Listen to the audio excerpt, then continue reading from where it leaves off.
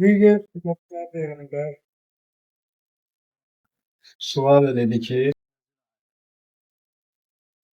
"Bəs İlahi Əvvəl, yəni mən istərdim ki, sənin bir qatı düşmənini görüm, bir ən yaxın dostunu görüm."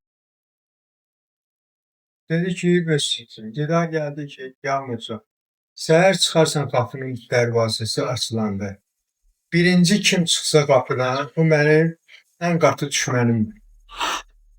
Gözlərsən axırıncı kim qayıtsa qapı bağlananda girsə şəhərə, o da mənim ən yaxın dostumdur."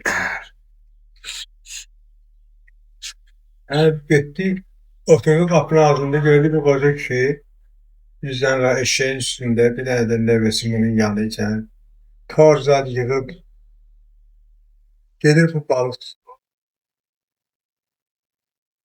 Şükür olsun.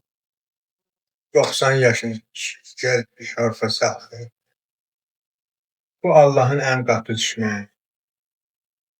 Axşam gözlədi, yəni qapının boyuntusu alanda gördü ki, hələ həmən kişi, həmən nəvəsi, həmən Fizullah falan, bunlar gəldi keçdi.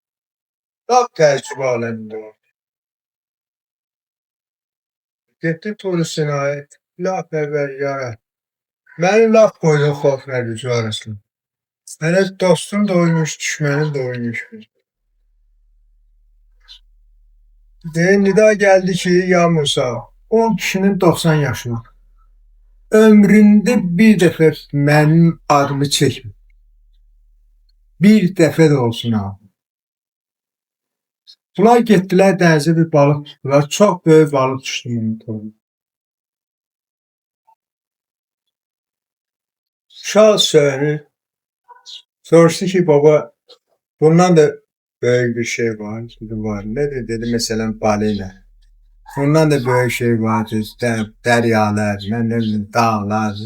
Hani soruşurdu uşağımda. Sonra dedi ki, biz en büyük şey babamın günahları.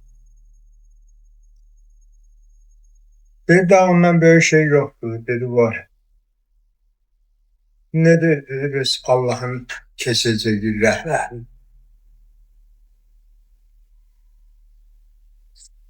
O bir kelime sözüne göre geçtim olacak.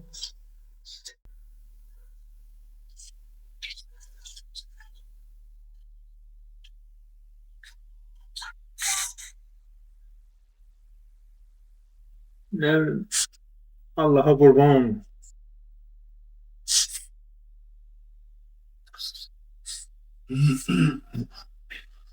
Allah'ın keçeceğine hesret etmez.